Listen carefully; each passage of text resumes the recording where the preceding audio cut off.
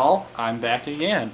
And this time we're going to do another counter monkey. It's been a minute since I did that, but it's only this time so I can show off a new purchase I got.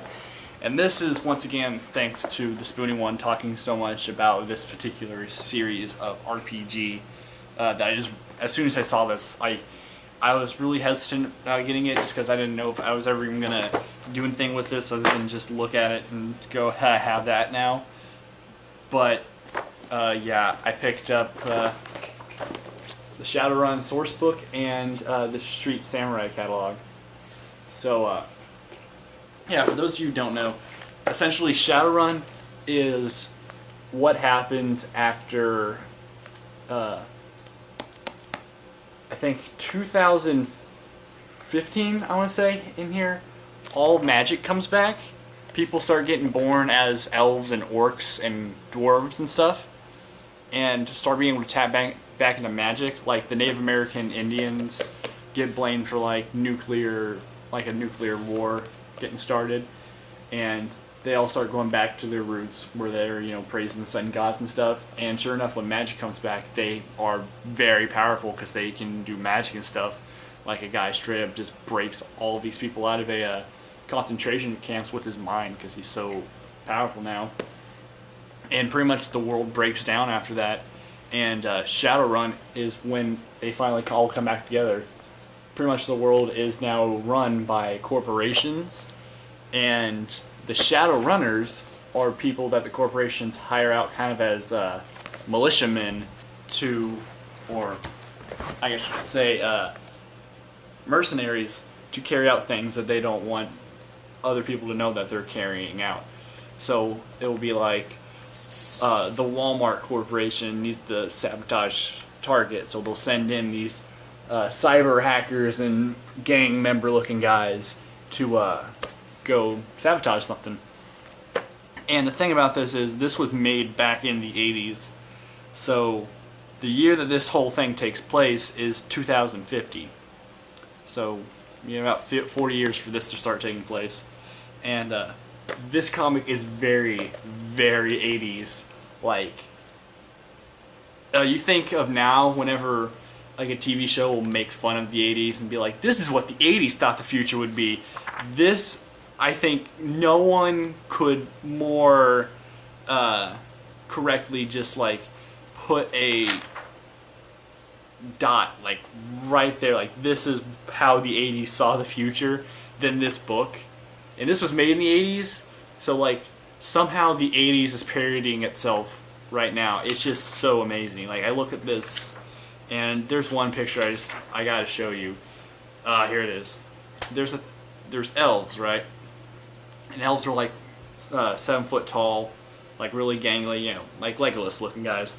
And there are these things called deckers, which are guys that interface with the Matrix, which is kind of like how you're thinking the Matrix is, where they jack into something and they can go into like another world. It's a lot like that. Like they plug into a computer and they can go in there and hack it pretty much physically. But the thing is, in order to do that, they carry around this big old bag of like a computer. So yeah, I'm gonna show you this. This picture's great. It's a decker. It's an elven decker. So he has this little keyboard and stuff, so he can hack things, and it's hooked up to his brain. Because the whole kind of thing is a kind of a science and technology versus magic. So you'll have guys like this, who, you know, she's like a war priestess and she can throw fireballs and stuff, and she's just all attuned with magic.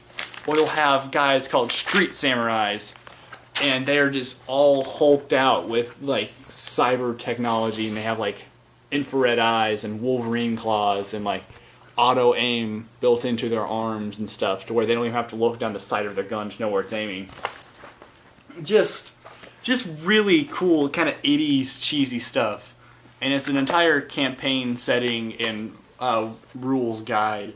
And I like the way they do like how everything works, because with the D&D that I play, it's all very mechanical.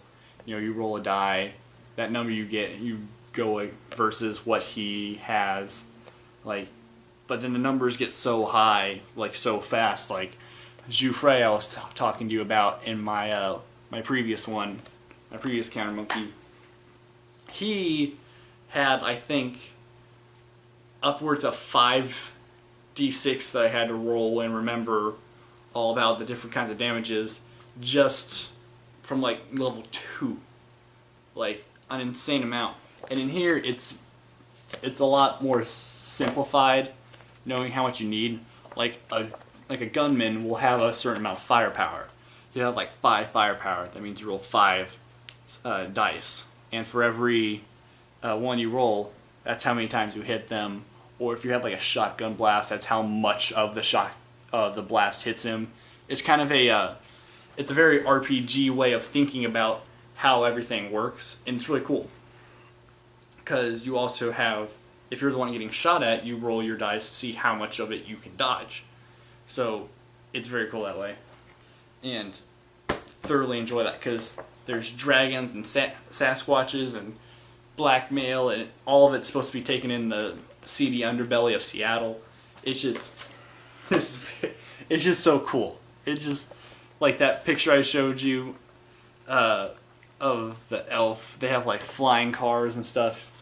A lot of this game is just like saying like, oh man, I really want to have like this kind of implant in my brain, or you know, oh man, I want that gun or that sniper rifle. You know, it just, yeah, a lot of it's super cool. And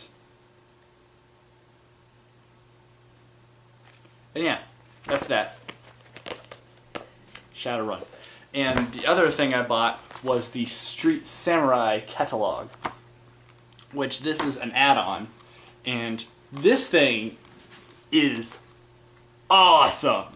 Like, this thing is so cool, because in Dungeons and Dragons they have expansion books, which brings it about to a modular system to where you can add in things or you can take out things, which I'm going to do a whole video on how modular it is and how easy to get in it is.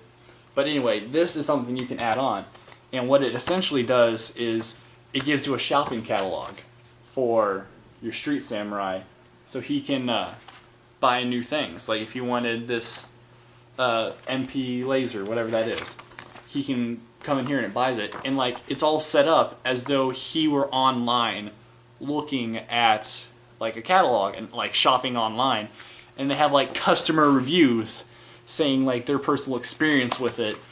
And say you wanted to see like this machine gun. When you look online, you want to see how good it is. You'll see like the 5-star ratings on Amazon and stuff. They have it right here. And he says a former associate of mine had a TMP disintegrate in his hand at the most inopportune moment. With caution, or at least make sure that some screws are tight, because this is supposed to be like kind of a, yeah, it's a review of how it was, and it was, yeah, you know what I mean. It's just really cool how they have this all set up as though it were an actual like catalog for buying like a survival knife or Wolverine claws and shock gloves, and yeah, it's all just to like help out that one class in there called the Street Samurai. So yeah, and there's more of these. Like they have ones for mages, and they have some for the deckers, and some for just security and stuff. But overall, these are awesome, and I really hope at some point I get to play in this, because this just seems like so much like fun and like silliness. Like I could totally see us finding something dumb to do in this. Because I mean, like, look at the guy on this cover. He's got like cybernetic eyes and earpieces and stuff hooked up to his brain, but he's also holding a katana and some kind of big laser gun, and he's got a shin guard. It's just so 80s. Like, it's just dripping with it, and it's yeah. That's pretty much it. I just wanted to show off these and just say how cool it is. So